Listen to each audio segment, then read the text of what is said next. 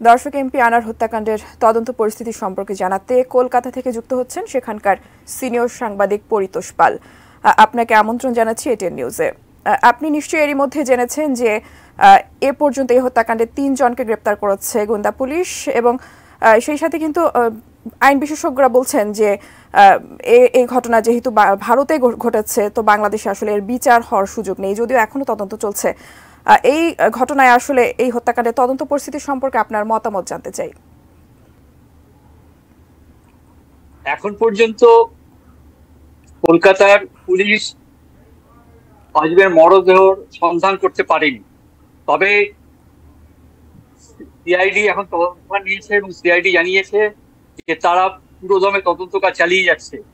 গতকালই যে লাল গাড়িটিতে করে তারা গিয়েছিলেন, সেই গাড়িটিকে বাজেয়াপ্ত করা হয়েছে এবং ফরেন্সিক বিশেষজ্ঞরা সেই গাড়ি সমস্ত খুঁটিয়ে দেখে সেখান থেকে আলামত সংগ্রহ করছেন। এদিকে আজ আরেকজনকে গ্রেপ্তার করা হয়েছে। সিয়াম নামের এই বাংলাদেশিকে সিআইডি গ্রেপ্তার করেছে। অনুমান করা হচ্ছে এই সিয়ামও এই হত্যাকাণ্ডের সঙ্গে যুক্ত। সিআইডির আইজি জানিয়েছে যে ট্রলিতে করে এই খণ্ডিত দেহ পাচার করা হলেও হতে পারে, তবে তিনি স্পষ্ট করে কিছু বলেননি। তিনি শুধু বলেছেন সিসিটিভি ফুটেজ থেকে দেখা গেছে যে 13 তারিখে তিনি সঞ্জীবা গার্ডেন্সের ফ্ল্যাটে এসে উঠেছিলেন।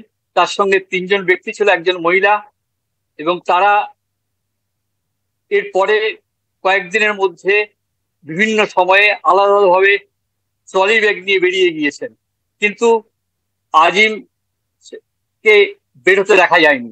তাই পুলিশের অনুমান যে সেখানেই ওনাকে খুন করা হয়েছে। এবং ফরেন্সিক বিশেষজ্ঞরা ফ্ল্যাটের মধ্যে রেফ্রিজারেটরের মধ্যে রক্তের দাগ পেয়েছেন।